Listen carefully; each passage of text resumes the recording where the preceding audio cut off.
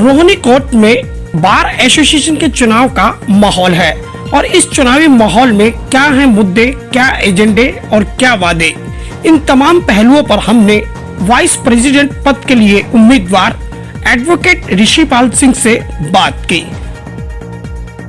बातचीत में उन्होंने युवा वकीलों के बैठने के लिए जगह और पार्किंग जैसी समस्याओं के मुद्दों पर बेबाकी से बात की। इस वक्त मेरे साथ मौजूद है ऋषिपाल सिंह, जो वाइस प्रेसिडेंट के उम्मीदवार हैं, रोहिणी कोर्ट में चुनाव लड़ रहे हैं। जानेंगे किन किन मुद्दों पर चुनाव लड़ रहे हैं और क्या आकांक्षाएं लोग इनसे रखते हैं। सर, आपका बहुत बहुत स्वागत है न्यूज़ फोल्डर में। नमस्कार सर, मैं सबसे पहला सवाल जानना चाहूँगा कि आपके यंगस्टर को लेकर के आपके मन में क्या सवाल हैं और किस तरह की योजनाएं हैं।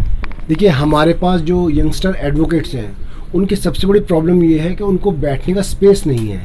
उनके पास कुछ सीटिंग अरेंजमेंट ऐसा नहीं है कि वो यहाँ पर कोर्ट में काम करने के लिए आएँ और उनको एक स्पेसिफिक इस प्लेस हो कि उनकी सीटिंग अरेंजमेंट है और वो यहाँ पर बैठ सकते हैं, एडवोकेट्स को और क्लाइंट्स को, दूसरे लोग क्लाइंट्स को डील कर सकते हैं। तो मेरा ये प्रायोरिटी रहेगी कि जब भी अगर मैं, भगवान ने चाहा तो बार में आता हूँ, तो यंगस्टर जो लॉयर्स हैं, जो यंग लॉयर्स हैं, उनके लिए कम से कम सीटिंग अरेंजमेंट जो है वो बढ़ाया जाए, जिससे कि उनको स्पेसिफिक जगह मिल सके बैठने की। सर, ये चैम्बर जो बनाया है वकीलों वाला, ये बाद में बनाया गया है और इसके चलते पार्किंग आदि की आवाज़ें उठती रही हैं समस्याओं को लेकर के। आप क्या मानते हैं, इंफ्रास्ट्रक्चर को क्या है इसमें बदलाव की जरूरत है? देखिए, हमारे यहाँ सबसे बड़ी समस्या जो पार्किंग की जो प्रॉब्लम है, बहुत बड़ी प्रॉब्लम है, क्योंकि पार्किंग जो हमारे यहाँ बनी हुई है वो सिस्टमेटिक नहीं बनी हुई। जो ग्राउंड पे पार्किंग है वहाँ पर मल्टी लेवल पार्किंग होनी चाहिए। हाई कोर्ट के अंदर मल्टी लेवल पार्किंग है और जगह मल्टी लेवल पार्किंग है। अगर मल्टी लेवल पार्किंग यहाँ पर होगी तो जितनी भी गाड़ियाँ हैं, जो हमने अब कभी आप सुबह आके देखेंगे तो एडवोकेट्स मजबूर होकर अपनी गाड़ी बाहर रोड पर छोड़ जाते हैं और गाड़ी की वजह से जो बहुत ज़्यादा यहाँ पर जाम लग जाता है। मल्टी लेवल पार्किंग होगी तो हर एडवोकेट जो है मल्टी लेवल पार्किंग में जा सकता है, अपनी गाड़ी को टाइम से लगा सकता है और बिना किसी जाम के वो बाहर निकल सकता है और ये प्रॉब्लम्स नहीं हो सकती। सर, बहुत संक्षेप में जानना चाहूँगा कि 3 कौन से अहम मुद्दे रहेंगे जो जीत के बाद आप प्रायोरिटी देंगे सबसे पहले? देखिए, एक तो सबसे इम्पोर्टेंट मुद्दा जो है, यंगस्टर जो लॉयर हैं, उन यंग लॉयर्स के लिए एक स्पेस का मेरे माइंड में कि स्पेस उनको दिया जाए, वो भी स्पेसिफाइड हो, वो कॉमन स्पेस ना हो। कम से कम उनकी सीट्स जो हैं वो स्पेसिफाइड हो कि उनको कौन कौन सीट दी जा रही है।